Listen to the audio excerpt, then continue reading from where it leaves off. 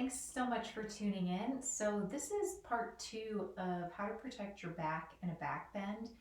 Be sure to see the link below for the video on how to breathe in a back bend to protect your back so that your back doesn't hurt in yoga. But this will also be helpful to you on its own. So, in this video, you're going to learn how to use your legs to help protect your back in a backward bend. And this is something that's worked for myself and my clients, and it's going to help you be more comfortable in your whole yoga practice, especially in your backward bends. So, we're going to use primarily our inner thighs as muscles to access our pelvic floor. The pelvic floor is a sling of muscles at the base of your pelvis.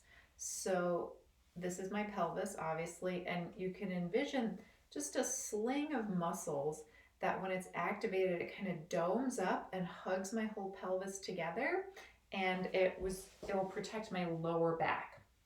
And this is where we get a lot of issues with backward bending because this area is not well supported. So the first video with breathing, we talk about how to support that with your abdominals.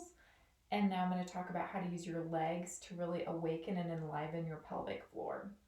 So when you're doing your yoga postures, you want to think about drawing your inner thighs together, especially in a backward bend. So they might not actually move, but part one is just imagine that you're squeezing them together. So when you're getting ready for a backward bend, for example, camel pose, you're on your knees. Think about pulling those inner thighs towards one another. So you might see some movement in my legs, but they're drawing in towards one another. But before you even do that, you want to think about exhaling your ribs down and bringing your pubic bone up so that you're connecting in the front. When you have that connection of ribs down, pubic bone up, then you can actually draw your inner thighs together. Because if I don't do that and I draw my inner thighs together, but my back is arched, this is already crunching my lower back and it's not helping me to draw my inner thighs together. So this has to happen first. Ribs down, tailbone under, pubic bone up. So can I keep that and then add the block in? So this is just going to give me a reference to squeeze. So I'm first going to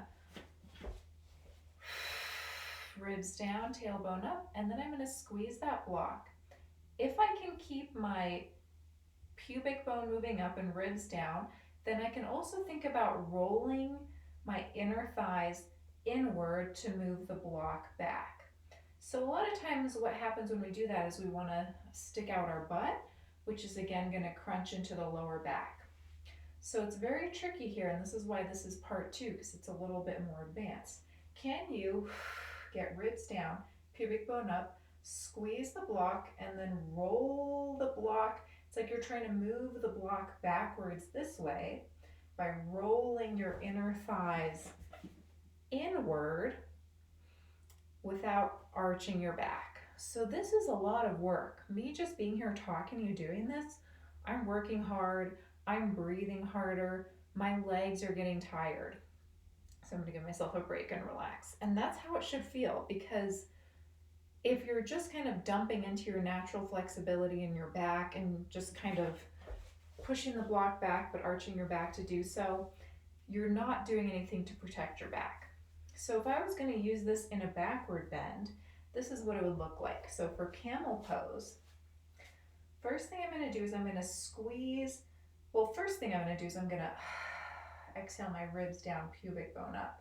Then I'm going to hug the block in towards midline and try and roll my inner thighs back. What that does is it creates spaciousness in my lower back. Then I'm going to see if I can keep all those things as I start to bend backwards into the posture. And even here, I'm thinking about ribs down, pubic bone up, hugging the block and moving the block backwards. And then especially as I come out, I'm going to maintain that.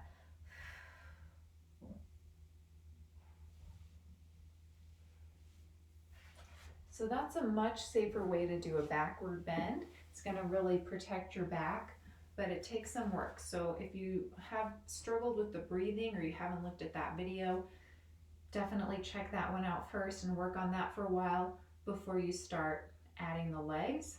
One other way to think about activating those inner thighs is in postures where your legs are apart. So if you're in a low lunge, for example, here it's really easy to let your hips just go forward and dump into your flexibility, and it looks very pretty, but it's not really doing much for my lower back here. So what I would rather you do is try and bring the mat together between your legs. So I'm pulling this foot back and pulling this knee forward. And I'm also thinking about imagining I had that block between my thighs, like a giant block, trying to pull them in this way.